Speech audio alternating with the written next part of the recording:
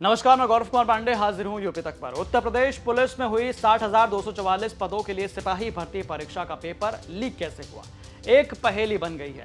जब से paper leak का दावा सामने आया है, अब तक हमने सिर्फ उन लोगों की गिरफ्तारी देखी है जो गैंग ग्राउंड पर काम कर रहा था, जिसने पैसे लिए और पेपर दिया। लेकिन बड़ा और अहम सवाल तो यह है कि पेपर उनके पास कैसे आया। कौन है वो शख्स जिसने इन छोटे छोटे गैंग तक ये पेपर जो है पहुंचाया? किसी को कुछ नहीं पता। जी हां, 17 और 18 फरवरी को हुई यूपी पुलिस कांस्टेबल भर्ती में 48 लाख से ज्यादा अभ्यर्थी पहुंचे थे। 6 लाख अभ्यर्थी बाहर के स्टेट से थे। लेकिन बताया जा रहा है कि दोनों दिन का पेपर धड़ल्ले से पहले ही सोशल मीडिया प्लेटफॉर्म पर फ्लोट होने लगा। पेपर लीक कैसे हुआ, किसकी तरफ से हुआ, किसकी चूक हुई?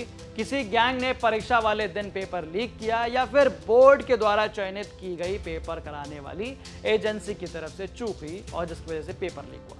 ये अभी तक तफ्तीश में साफ नहीं हो पाया। यूपी एसटीएफ और जिलों की पुलिस ने अब तक लगभग 412 अभ्यर्थियों को जो है गिरफ्तार किया, जिसमें अभ्यर्थी हैं, सॉल्वर हैं, पैसा लेकर पेपर मुहैया कराने वाले लोग हैं, उनको जो है गिरफ्तार कर जेल भेज चुकी है। लेकिन अभी भी जो सबसे अहम सवाल है वो ये है। सबसे बड़ा सवाल ये है कि पेपर लीक कैसे हुआ, किसकी चूक से हुआ?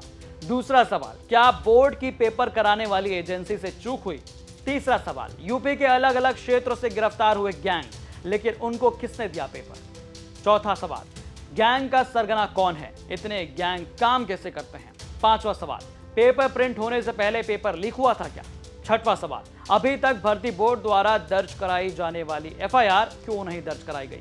अब आखिरकार एफआईआर दर्ज कराने वाला सवाल जो है इतना अहम क्यों है? दरअसल जब ये नोटिफिकेशन जारी हुआ था तो उसमें साफ तौर पर लिखा गया था कि शासन ने भर्ती बोर्ड को निर्देश दिए कि जिस भी स्तर पर लापरवाही बरती गई है उनके विरुद्ध एफआईआर दर्ज कराकर अग्रिम वैधानिक कार्रवाई सुनिश्चित की जाए। शासन ने प्रकरण की जांच एसटीएफ से कराए जाने का निर्णय लिया है। दोषी पाए जाने वाले व्यक्तियों अथवा संस्थाओं के विरुद्ध कठोरतम कार्रवाई किए जाने के भी निर्देश दिए गए हैं। तो साफ तौर पर यह मामला जो है ये यूपी एसटीएफ को दिया गया था और कहा गया था कि इस मामले में भर्ती बोर्ड जो है एफआईआर फौरन उन लोगों पर करे जिन्होंने इस मामले में लापरवाही बरती। हालांकि अभी भी जो है ये एफआईआर नहीं हुई है, ये बड़ा सवाल है। और इसी को लेकर आपको बता दें कि इस एग्जाम को देने के लिए जो है 48 लाख अभ्यर्थी यहाँ उत्तर प्रदेश में आए थे, जो कि 6 लाख से ज्यादा अभ्यर्थी बाहर के स्टेट्स के थे। तो बड़ी तादाद में ये यहाँ पर अभ्यर्थी पहुंचकर एग्जाम देने के लिए पहुंचे थे, जिनके जो है दिमाग में कई सारे सपने थे कि आखिरकार किस प्रकार से मेहनत जो की है इन्होंने सालों की, क्योंकि 5 साल बाद ये भर्ती आई थी और 5 साल बाद जब भर्ती आई